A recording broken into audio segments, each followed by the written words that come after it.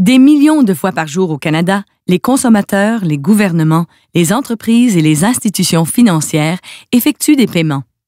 Que ce soit pour payer son épicerie au supermarché, pour verser des salaires à ses employés ou pour conclure une affaire immobilière de plusieurs millions de dollars, ces paiements nécessitent le report d'un crédit au compte d'un client et d'un débit à celui d'un autre, ce qui fait généralement qu'une institution financière doit de l'argent à l'autre.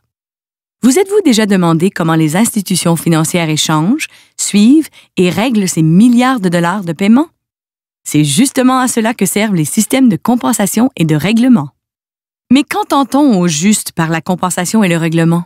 Eh bien, la compensation est la conciliation de tous les effets de paiement échangés chaque jour par les institutions financières et le calcul des montants que chaque institution financière doit verser ou recevoir. Le règlement, quant à lui, est le paiement de ces soldes de compensation. L'acheminement de vos paiements jusqu'à destination demande une énorme quantité de travail en coulisses.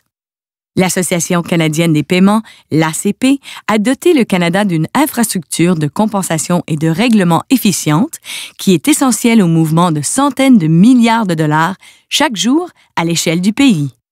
Nous guidons nos institutions financières membres, les entreprises, le gouvernement et le public dans l'établissement des règles de l'autoroute des paiements. Dans notre économie mondiale et numérique, l'ACP constitue un solide fondement pour appuyer l'innovation et les besoins changeants de tous ceux qui dépendent des paiements. Avant le développement de la finance moderne, faire de gros paiements obligeait à transporter de grands coffres remplis de pièces. Tout un casse-tête pour les marchands internationaux qui se voyaient obligés de risquer de grosses sommes d'argent chaque fois qu'ils expédiaient leurs paiements par navire, contre vent et marée, pirates et autres mauvaises surprises. Les lettres de change sont apparues au Moyen Âge.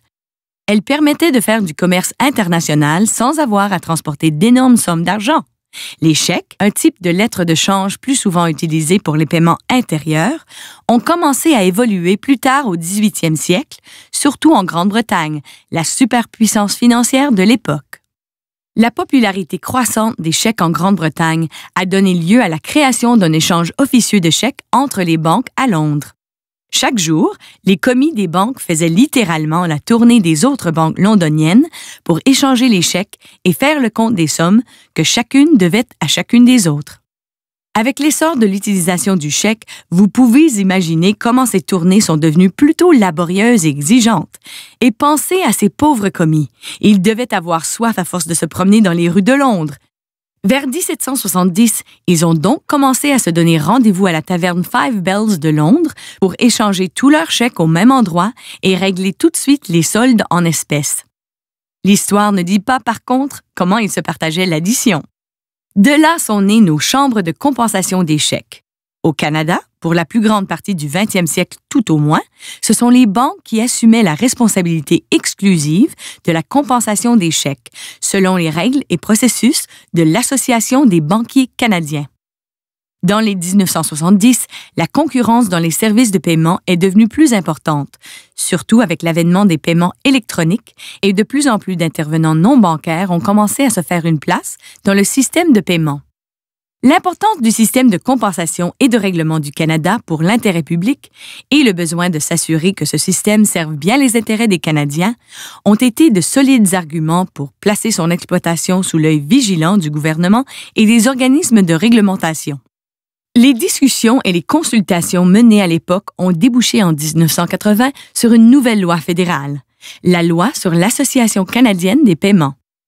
L'Association canadienne des paiements se voyait ainsi confier la gestion et l'exploitation de la compensation et du règlement des paiements au Canada en tant qu'organisme d'intérêt public. La loi s'appelle maintenant Loi canadienne sur les paiements.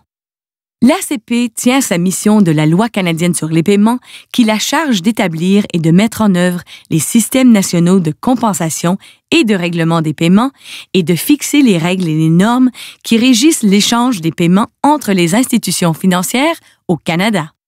Nous verrons un peu plus loin le système automatisé de compensation et de règlement, le système d'échange en bloc d'effets US et le système de transfert de paiement de grande valeur.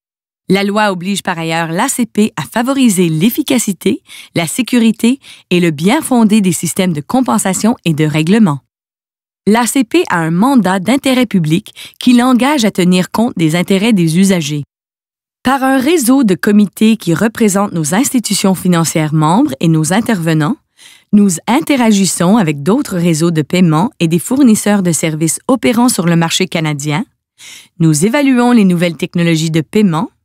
Nous facilitons l'interaction des systèmes de l'ACP avec les autres intervenants dans l'échange, la compensation et le règlement des paiements. Et nous favorisons le développement de nouvelles technologies et méthodes de paiement.